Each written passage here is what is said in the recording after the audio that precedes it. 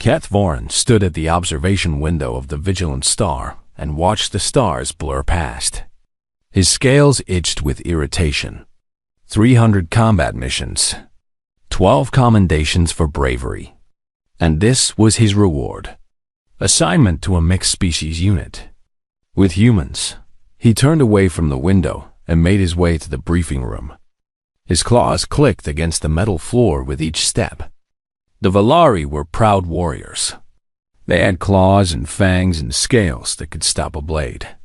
They had earned their place in the Galactic Coalition through blood and honor. Humans had earned their place through... what exactly? Keth Voren was not sure. They were soft. They had no natural weapons.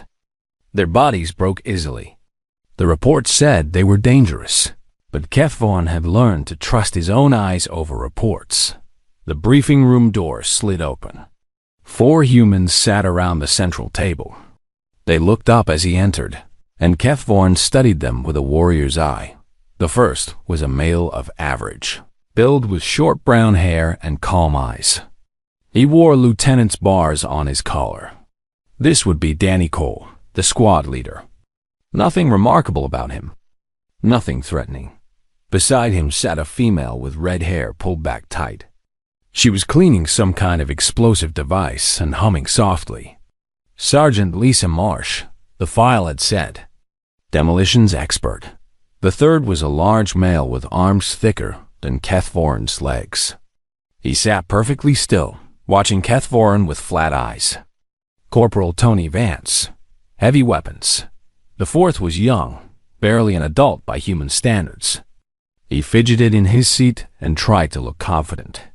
Private Kevin Grant, a fresh soldier on his first real deployment. You must be Keth Voren, Danny said. His voice was quiet, unremarkable. Welcome to the team. Grab a seat. Keth Voren remained standing. I was not given a choice in this assignment. Neither were we, Danny replied. He did not seem offended. Coalition wants species integration. We're the experiment. Sit down. Briefing starts in 5. Keth Voren sat. He noticed the scars on Danny's hands as the human spread mission files across the table.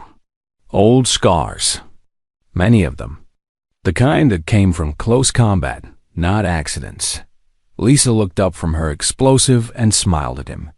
First time working with humans? Yes, don't worry. We don't bite. She paused.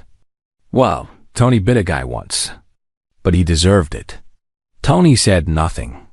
Kevin laughed nervously. Keth Voren did not understand the humor. He turned his attention to the mission files. The briefing was straightforward.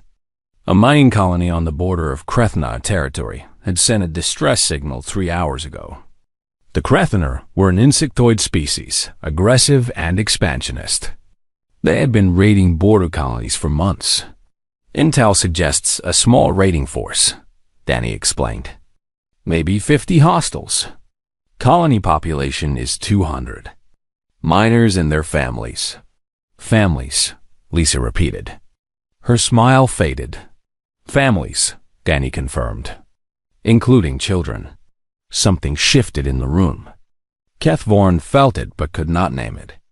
The humans did not move or speak, but the air seemed heavier somehow. Rules of engagement? Tony asked. It was the first time he had spoken. His voice was deep and rough. Standard coalition protocol. Minimize civilian casualties. Capture enemy combatants if possible. If possible, Kevin repeated quietly. Danny looked at each of his soldiers in turn. Something passed between them. Some understanding that Keth Voren could not read. Gear up, Danny said. We drop in 30 minutes. The humans rose and left. Keth Voren followed them to the armory. He watched them prepare. It was strange. They moved with efficiency, checking weapons and armor with practiced hands. But they also talked, laughed. Lisa made a joke about Kevin's inability to talk to females. Kevin turned red and threw a glove at her. Tony smiled, just barely. They did not act like soldiers preparing for combat. They acted like friends preparing for a trip. Kethvorin checked his own weapon in silence. His plasma rifle was a fine piece of Valari engineering. It could burn through Krethener armor with ease. He had used it to kill many enemies. "Nice rifle," Kevin said, appearing at his side. "Valari make good weapons. You guys are supposed to be pretty tough, right?" "We are the finest warriors in the coalition." Kevin nodded. "Cool. So you've got our backs?" Kethvorin looked down at the young human. Kevin barely reached his chest. His skin was soft and thin.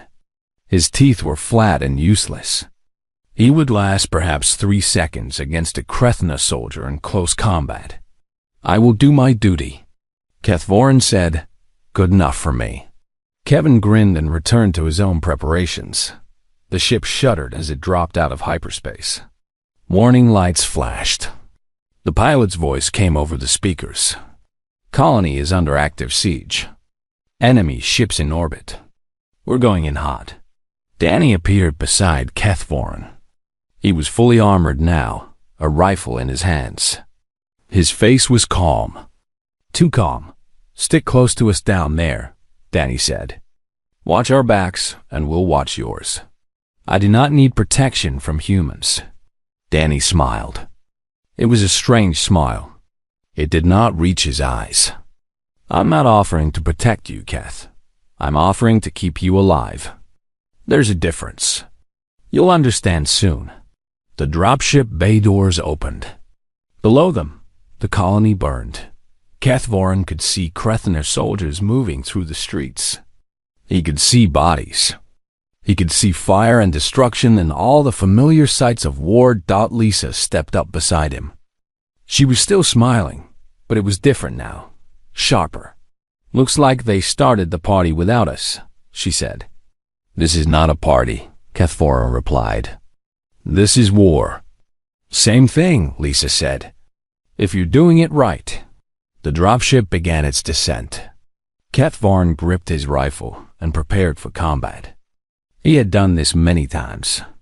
He was not afraid, but as he looked at the humans around him, he felt something strange. They were not afraid either. They were eager. Their eyes were bright. Their movements were quick and sharp. They wanted this. Danny checked his weapon one final time and looked back at his squad. At his family. "Remember," he said quietly, "there are children down there." The humans nodded. Something changed in their faces. Something hardened. Kethvorin felt his scales prickle. It was instinct. The same instinct that warned prey when a predator was near. But that was ridiculous. These were humans. They were soft. They were weak. They were nothing to fear. The dropship touched down. The doors opened. The humans moved, and Kethvorin followed them into the fire. The first Krethener died before Kethvorin could raise his weapon. Danny moved like water. One moment, he was stepping off the dropship. The next moment, his knife was buried in the enemy's throat. No wasted motion. No hesitation. Just death, quick and silent. Kethvorin had trained for combat his entire life. He had studied 100 fighting styles. He had never seen anything move like that. "Contact left," Lisa called out. She did not sound worried. She sounded excited. Tony raised his heavy weapon and fired. The sound was enormous. 3 Krethener soldiers exploded into pieces. "Moving up," Kevin shouted. He ran forward, firing as he moved, and slid into cover behind a burning transport vehicle. Kethvorin forced himself to move. His training took over. He raised his rifle and found targets. The Krethener were everywhere, their black shells gleaming in the firelight. They were fast and deadly. Their claws could cut through armor. He fired. One enemy fell. He fired again. Another fell. But the humans were faster. Lisa threw something into a group of Krethener. The explosion sent bodies flying. She laughed and threw another. Tony walked through the street like he was taking a casual stroll. Enemy fire hit his armor, and he did not even flinch. He just kept walking, kept firing, kept killing. Kevin took a hit to his shoulder. Kethvorin saw the blood. He expected the young human to fall, to scream, to die. Kevin did not fall. He looked at the wound, looked at the Krethner who had shot him, and shot back. The enemy dropped. Just a scratch, Kevin said. He kept fighting. Kethvorin did not understand. Humans were supposed to be fragile. Their bodies were supposed to break easily. But Kevin was still moving, still fighting, with a hole in his shoulder and blood running down his arm. The squad pushed forward, street by street, building by building. The Krethner fell before them like grass before a fire. Kethvorin had fought beside Valari warriors his whole life. He knew what good soldiers looked like. These humans were not good soldiers. They were something else. Something he had no name for. Danny signaled a halt at a large building. The colony's medical center. Survivors might be inside, he said. Stack up. The humans moved into position. Kethvorin followed. Tony kicked the door open. Lisa threw a flashbang inside. The humans entered before the flash faded. More killing. More death. The Krethner inside never had a chance. When the last enemy fell, Danny called out. Clear. Check for survivors. Kethvorin moved through the medical center. The smell of blood was thick in the air. He found bodies. Miners. Workers. Civilians who had died defending their home. He found something else too. A Valari soldier lay against the wall. His scales were torn. His blood pooled beneath him. But he was alive. Barely. Drexel, Kethvorin breathed. He rushed to his old friend's side. They had trained together. Fought together. Drexel had been stationed at this colony for protection duty. Keth, Drexel whispered. His eyes were wild, unfocused. You came. You brought humans? Yes, we are here to help. Hold on. The medic will? No. Drexel grabbed his arm with surprising strength. Listen to me. The humans. You do not understand what they are. What do you mean? I saw them. A human cargo ship was here when the attack started. The crew fought. Keth, I watched a human female kill 12 Krethner with a metal pipe. 12. She was protecting children in the shelter. Where is she now? Dead. They killed her. But she kept fighting even after they cut her open. She would not stop. She would not fall. Not until every child was safe. Drexel's grip tightened. His breathing was getting worse. The Krethner took survivors. Took them to the mines. Including children. Keth, do not let the humans know. If they find out about the children, what? What happens? Drexel looked past him. His eyes widened in fear. Not at the enemy. At something behind KETH single quotes, VORIN. Danny stood in the doorway. He had heard everything. Drexel died with that fear still in his eyes. Kethvorin rose slowly. He faced Danny. The human's expression had not changed, but something was different. The air felt colder somehow. The mines, Danny said softly. They took children to the mines. We should wait for reinforcements. The mines are a tactical nightmare. We would be walking into a trap. Danny did not respond. He turned and walked back to his squad. Kethvorin followed. He found the humans gathered in the medical center's lobby. Megan Price, the combat medic, had joined them. She was small and quick, with clever hands and cold eyes. She was cleaning blood off her knife. Survivors are in the mines, Danny said. Including children. Silence. Then something changed. Kethvorin watched it happen. The laughter faded from Lisa's face. Tony's eyes, already hard, became stone. Kevin stopped fidgeting. Megan's hands went still. They looked at each other. No words, just looks. And somehow, in that silence, a decision was made. How many children? Megan asked. Unknown. Then we find out. She stood. I'll need more bandages. And more ammunition. We cannot go into those mines, Kethvorin said. It is tactically foolish. We should wait for... No.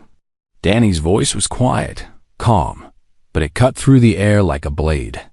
We are going into those mines. We are finding those children. And we are bringing them home. That is not a suggestion. That is not a request. That is what is going to happen. Kethvorin looked at the humans. They were already moving, checking weapons, gathering supplies, preparing. This is suicide, he said. Lisa looked at him. Her smile was gone. In its place was something else. Something that made his scales prickle with ancient fear. Maybe, she said, but those are children. And we don't leave children behind. Ever. She walked past him toward the exit. Kethvorin stood alone in the medical center. Drexel's warning echoed in his mind. You do not understand what they are. He was beginning to understand. And the understanding terrified him. The humans were already outside, moving toward the mines. Kethvorin took a breath, gripped his rifle, and followed. He was a Valari warrior. He did not run from fear. But as he walked behind the humans into the darkness, he wondered if perhaps he should. The mines swallowed them whole. Kethvorin had excellent night vision. It was a gift of his species. But even his eyes struggled in this darkness. The humans had no such gift. They should have been blind. They were not blind. Danny cracked a small chemical stick. Green light spilled out, weak and pale. The humans moved forward without hesitation. How can you see? Kethvorin asked quietly. We can't, Kevin replied. Not really. But we can hear, feel. You hunt by smell? When we have to. Humans used to chase animals for days. Weeks sometimes. We'd follow them until they collapsed from exhaustion. Persistence hunting. Our ancestors didn't need to be faster. They just needed to never stop. Kethvorin considered this. A species that hunted by refusing to give up. That kept moving forward no matter what. Perhaps the reports about humans were not entirely wrong. The tunnels stretched deep into the earth. The air grew thick and hot. Somewhere in the darkness, water dripped. The sound echoed off the walls. Danny raised a fist. The squad stopped. Contact ahead, he whispered. Sentry, 50 meters. Kethvorin strained his eyes. He could barely make out his shape in the darkness. How had Danny seen it first? I'll handle it, Tony said. He moved forward. His massive body made no sound. Kethvorin watched him disappear into the shadows. Seconds passed. Then a wet crunching noise. Tony reappeared. His knuckles were bloody. Behind him, something lay in the darkness. Something that was no longer alive. Clear, Tony said. You could have used your weapon, Kethvorin said. Guns are loud. Megan's voice was casual. Would have warned the others. Sometimes hands work better. She said it like it was nothing. Like killing with bare hands was normal, practical, just another tool. Kethvorin looked at his own claws. The Valari were feared for their natural weapons. They were proud of their ability to kill without tools. But watching Tony's bloody hands, he felt no pride. Only unease. The squad moved deeper. They found more sentries, more bodies. The humans worked in silence, communicating with hand signals and quiet looks. Kethvorin tried to keep up, tried to contribute. But the humans were always faster, always one step ahead. He began to understand something. The humans were not fighting like soldiers. They were fighting like hunters. Every movement had purpose. Every kill was calculated, and they were not going to stop. Not until they found what they were looking for. They reached a junction. 3 tunnels branched off in different directions. Which way? Lisa asked. Danny closed his eyes. He tilted his head, listening. Left, he said. I can hear them. Hear what? Children crying. They went left. The tunnel narrowed. They had to move single file. Kevin took point. Kethvorin noticed the young human was limping. The wound in his leg had not been properly treated. Blood soaked through his bandages. You should stop, Kethvorin said. Your wound is fine. Kevin did not slow down. We don't stop. Not now. Not ever. You will bleed to death. Then I'll bleed. But I'll keep moving until I can't move anymore.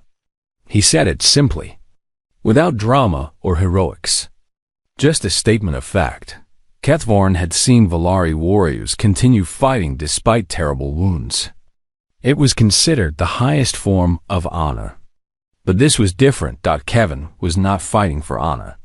He was not trying to prove anything. He simply refused to stop because stopping was not an option. Pain just means I'm still alive, Kevin had said earlier. You learn to make it fuel. The tunnel opened into a larger chamber. Krethener soldiers stood guard over a group of huddled figures. Miners, workers, and children. At least a dozen of them, clustered together in fear. Danny held up a hand. The squad froze. Kethvorin counted the enemy. 20 soldiers. Maybe more in the shadows. The odds were not good. Too many, he whispered. We need a plan. I have a plan, Danny said. What is it? Danny looked at him. In the dim green light, his eyes seemed to glow. Kill them all. Before Kethvorin could respond, Danny moved. The first Krethener died silently. Danny's knife opened its throat before it could make a sound. The second died just as fast. Then the shooting started. Lisa threw explosives. Tony opened fire. Kevin and Megan advanced together, weapons blazing. Kethvorin fought. His rifle spat plasma. Bodies fell. But he could barely keep up with the chaos around him. The humans fought like demons. Lisa danced through the enemy, laughing as she killed. Tony took hit after hit and did not fall. Kevin, bleeding from multiple wounds, kept pushing forward, but it was Danny who held. Kethvorin asked attention. The human squad leader moved through the Krethener like smoke. Every shot was precise. Every movement was perfect. He was not fighting. He was executing. A Krethener soldier grabbed a child. A hostage. A shield. Danny did not hesitate. His knife flew through the air and buried itself in the soldier's eye. The child fell free. Danny caught her before she hit the ground. You're safe, he whispered. I've got you. The child clung to him, sobbing. Danny handed her to Megan without breaking stride and drew another knife. More killing. More death. The chamber filled with blood and smoke and screams, and then it was over. Kethvorin stood among the bodies, breathing hard. His scales were splashed with blood. His heart pounded in his chest. The humans were already moving among the survivors, checking wounds, offering comfort. Their weapons were still warm, still bloody, but their voices were soft. Gentle. Kevin knelt beside a young boy. The child was crying. Kevin put his hand on the boy's shoulder. Hey, Kevin said quietly. You're okay now. The monsters are gone. We're going to take you home. The boy looked up at him. At this bleeding, wounded human who had just killed a dozen enemies. Promise? The boy asked. Kevin smiled. Promise. Kethvorin watched them. He did not understand. How could creatures capable of such violence also be capable of such tenderness? How can hands that killed with such efficiency also offer comfort with such care? He looked at Danny. The squad leader was speaking quietly with the adult survivors. His voice was calm, reassuring, like he had not just slaughtered 20 beings. In the space of minutes, dr is all. Words echoed in his mind. You do not understand what they are. Keth. Voron was beginning to understand. And the understanding terrified him more than any battle ever had. The survivors huddled in the chamber while the humans secured the area. 32 people. 18 adults. 14 children. They were frightened, wounded, but alive. Keth Voron helped Megan treat the injured. Her hands moved quickly, stitching wounds and applying bandages with practiced ease. She worked on a young girl whose arm had been broken. This will hurt for a second, Megan told the girl. But then it will feel better. Can you be brave for me? The girl nodded. Megan set the bone with a quick, precise movement. The girl cried out but did not scream. Good job, Megan said. She smiled warmly. You're very brave. The same hands that had killed a dozen Krethna now wrapped a bandage around the child's arm with perfect gentleness. Keth Voron turned away. He found Danny studying a map of the mine system. There is another group, Danny said without looking up. Deeper in. The Krethner commander has them in the processing center. Processing center? Where they prepare captives for transport. They sell prisoners, slaves. The word hung in the air. Heavy, ugly. How many captives? Keth Voron asked. Unknown. But there were children in the main group who were asking about siblings. Brothers and sisters who were separated. Keth Voron understood. More children. Deeper in the mines. Held by the enemy commander. We cannot leave them, he said. Danny looked at him. For a moment, something like respect flickered in his eyes. No, Danny agreed. We cannot. The squad gathered. Lisa had used most of her explosives. Tony had taken 3 wounds, but refused treatment. Kevin could barely stand, but he refused to stay behind. The processing center is 2 levels down, Danny explained. Intel suggests heavy resistance. At least 40 soldiers plus the commander. We are 5, Keth Voron said. 6 with me. 6 is enough. Keth Voron almost laughed. Almost. But he looked at the humans and saw no humor in their faces. They believed it. They truly believed that 6 soldiers could defeat 40. Perhaps they were mad. Or perhaps they knew something he did not. They left Megan with the survivors. She was needed to protect them. She argued, but Danny overruled her. Keep them safe, he said. That's an order. You better come back, she replied. All of you. Danny touched her shoulder briefly. Then he turned and led the squad deeper into the mines. The descent was harder. The tunnels grew narrower. The darkness grew heavier. Keth Voron's night vision showed him shapes moving in the shadows. Krethna scouts. Danny found them before they could report. His knife was never still. They reached the processing center. It was a large cavern, lit by harsh industrial lights.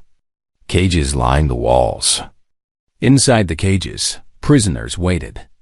More children among them. The Krethner commander stood at the center. He was larger than his soldiers, his shell adorned with marks of rank. Around him, 40 soldiers waited with weapons ready. They had been expected. Coalition forces. The commander spoke in Galactic Standard. His voice was like rocks scraping together. You are surrounded, outnumbered. Lay down your weapons, and you will be processed with the others. Danny did not lower his weapon. Neither did the others. We are here for the prisoners, Danny said. Release them, and we will let you leave. The commander made a sound that might have been laughter. You are 6. I have 40 warriors. You have no leverage. We have something better. What? Danny smiled. It was not a nice smile. Motivation. The commander clicked his mandibles. You threaten me?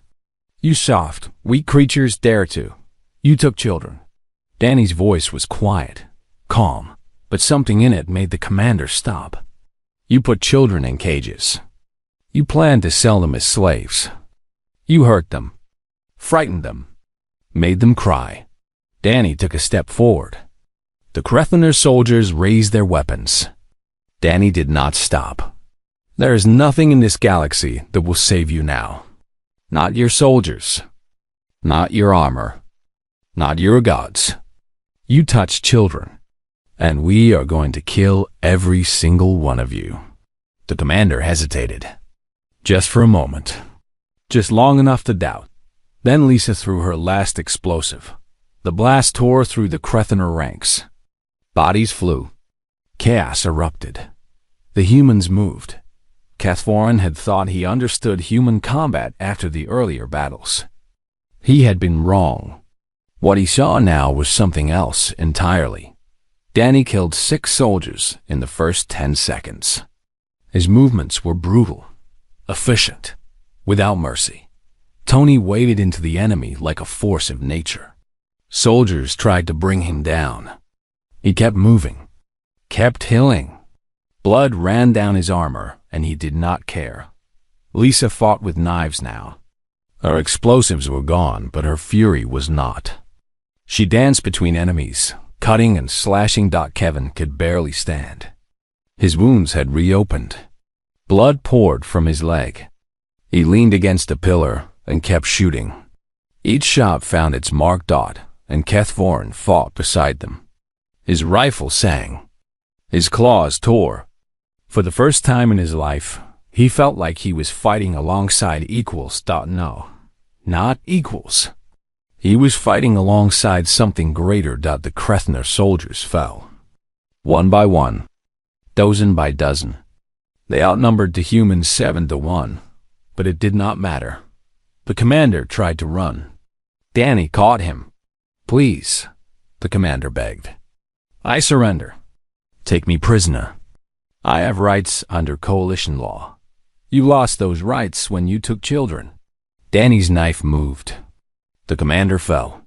Silence filled the cavern. 40 Krethener soldiers lay dead. The humans stood among them, breathing hard, covered in blood. Cathvorin opened the cages. The prisoners stared at him with wide eyes. They were too afraid to move until Kevin limped over. It's okay, Kevin said softly. You're safe now. We're the good guys. A young boy stepped forward. He could not have been more than 6 years old. The monsters are gone? He asked. Kevin knelt down. His face was pale from blood loss. His hands were shaking. But he smiled at the child. The monsters are gone. We killed them all. No one will ever hurt you again. The boy threw his arms around Kevin's neck. Kevin held him gently, carefully, like the child was made of glass. Cathvorin watched. His heart ached with something he could not name. Tony gathered the smaller children. He carried 3 of them in his massive arms. They clung to him without fear. Lisa helped the older prisoners walk. Her voice was soft, patient.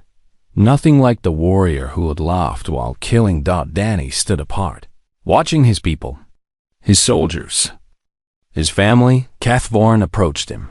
How? He asked. How do you do this? How can you be so violent and so gentle? Danny looked at him. For a long moment, he said nothing. Then he spoke. Because they're the same thing. Violence in defense of the innocent is not cruelty. It's love. And there is nothing more dangerous in this universe than someone who loves. He turned and helped a woman to her feet. Cathvorin stood alone among the bodies of the slain. He understood now. He finally understood, and the understanding terrified him to his core. The Vigilant Star hung in orbit above the ruined colony. Its medical bay was filled with survivors. Its corridors echoed with the sounds of crying children being comforted and wounded, soldiers being treated. Cathvorin stood at the observation window where his journey had begun. Below him, the colony still burned, but the fires were smaller now. Emergency crews had landed. Help had arrived. Too late to fight. Just in time to clean up. The door behind him opened. He did not turn. He knew who it was by the footsteps. "You should be in medical," Kethvorin said. Kevin limped up beside him. His leg was wrapped in thick bandages. His arm was in a sling. His face was pale, but his eyes were bright. "Doc says I'll live. Might even get to keep the leg." He grinned. "Tony's doing better too. He was awake enough to complain about the food, so that's a good sign." Kethvorin said nothing. He watched the stars. "You did good down there," Kevin said. "For a first-timer with humans, I mean. Most aliens freeze up when they see us fight. You kept your head." "I was terrified." "Yeah," Kevin nodded. "So were we." Kethvorin turned to look at him. "You? Afraid? Of course. We're always afraid. Fear is normal. Fear is healthy. Fear keeps you alert." Kevin leaned against the window frame. "The trick isn't to stop being afraid. The trick is to keep moving anyway." "But you fought like you had no fear at all." "We fought like we had something worth fighting for." Kevin looked down at the colony. Those kids, those families, they were depending on us. When you have something to protect, fear becomes fuel. It gives you strength. Kethvorin considered this. The Valari trained for years to master fear, to suppress it, to become cold and logical in battle. Humans did not suppress their fear. They used it. Perhaps that was why they were so terrifying. The door opened again. Danny stepped through. He had cleaned up since the battle. His armor was gone. He wore simple clothes now. Without the blood and the weapons, he looked almost ordinary. Almost. "Kevin, you're supposed to be resting." "I was just leaving." Kevin pushed himself off the wall and limped toward the door. He paused beside Kethvorin. "See you around, Keth. You're okay. For a lizard." He disappeared through the door, leaving Danny and Kethvorin alone. Silence stretched between them. Kethvorin searched for words. "I have questions," he finally said. "I know. Will you answer them?" Danny moved to stand beside him at the window. "I'll try." Kethvorin gathered his thoughts. He had been thinking about this since the mines, since he watched humans kill and comfort in the same breath. "What are you?" he asked. "I have fought beside many species. I have never seen anything like humans. You are not the strongest, not the fastest, not the most advanced, but you terrify me in a way I cannot explain." Danny was quiet for a long moment. "Do you know our history?" he asked. "Some of it. Your world is harsh. High gravity, predators, disease. You call it a death world. It is, but that's not what makes us what we are." Danny turned to face him. "What makes us dangerous is not where we come from. It's what we've done to ourselves. I do not understand. Humans have been killing each other since the beginning. We invented war before we invented writing. We've committed atrocities against our own kind that would make the Krethener look like children playing games." Kethvorin felt a chill run down his spine. "We are monsters," Danny said quietly. "We know it. We've seen what we can become. We've stared into the darkness of our own souls, and we've seen horrors that no alien species could imagine." He paused. When he spoke again, his voice was softer. "But we've also seen something else. We've seen humans walk into fire to save strangers. We've seen soldiers throw themselves on explosives to protect friends. We've seen parents die for children, lovers, die for each other, and ordinary people become heroes in moments of crisis." "That is what I do not understand," Kethvorin said. "How can you be both? How can you contain such violence and such love in the same heart? Because they're not different things." "Not for us." Danny looked out at the stars. "Love and violence come from the same place. They're both expressions of the same thing, our refusal to accept what is when what is hurts the people we care about." He turned back to Kethvorin. "When those Krethener took those children, they woke something in us, something old, something that exists in every human, buried deep. We call it many things: protective instinct, righteous fury, love, and there is no limit to it? None. There is nothing we won't do for those we've chosen to protect. No distance we won't travel. No enemy we won't face. No sacrifice we won't make. Danny smiled sadly. That's the terror of humanity, Keth, not our violence. Our love, because a human who loves will tear the universe apart to keep that love safe. Keth Vaughan absorbed this. He thought about Kevin, bleeding from a dozen wounds, holding a frightened child. About Tony, silent and deadly, carrying children in arms that had crushed enemy soldiers. About Lisa, laughing in battle, gentle in peace. About Danny, who killed without hesitation and comforted without reservation. The galaxy fears you, Keth Vaughan said. The galaxy is right to fear us. We fear ourselves sometimes. Danny shrugged. But we're also the ones who will answer when someone calls for help. We're the ones who will stand between innocence and danger. We're the monsters who protect other monsters from worse monsters. He offered his hand to Keth Vaughan, a human gesture of friendship. We're humans, and that's both the best and the worst thing we can be. Keth Vaughan looked at the hand. This hand that had killed so many. This hand that had held a crying child with infinite gentleness. He took it. I was wrong about your species, he said. I thought you were weak because you were soft, but you are not soft. You are simply flexible. Danny laughed. It was a real laugh this time. I like that. Flexible. I'll have to tell Lisa. They stood together at the window, warrior and warrior. Protector and protector Don below them. The colony's fires finally faded. Above them, the stars burned eternal. Keth Vaughan had gone into the mines fearing for his life. He had emerged fearing something else entirely. He had seen the truth of humanity. The capacity for limitless violence born from limitless love. The willingness to become monsters to protect the innocent. The terrible, beautiful duality that made humans the most dangerous species in the galaxy.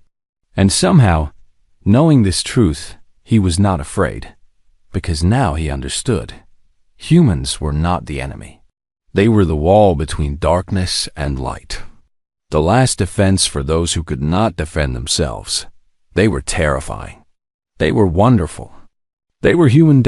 And Keth Vaughan was honored to have fought beside them. The vigilant star turned toward home. In its heart, children slept peacefully, watched over by soldiers who would die before letting harm touch them. Keth Vaughan watched the humans gather in the observation lounge. Kevin taught the children a simple game. Lisa made them laugh. Tony stood guard at the door, silent and watchful and endlessly patient. Danny sat with a young girl on his lap. She had fallen asleep against his chest. He held her gently, carefully, like the most precious thing in the universe. This was humanity. This was the terror, not the violence, not the killing, not the endless capacity for destruction. The terror was the love. The fierce, burning, unstoppable love that would never surrender, never retreat, never abandon those it had sworn to protect. Keth Vaughan finally understood why the galaxy whispered about humans in fear and wonder, and he was glad, so very glad, that they were on his side.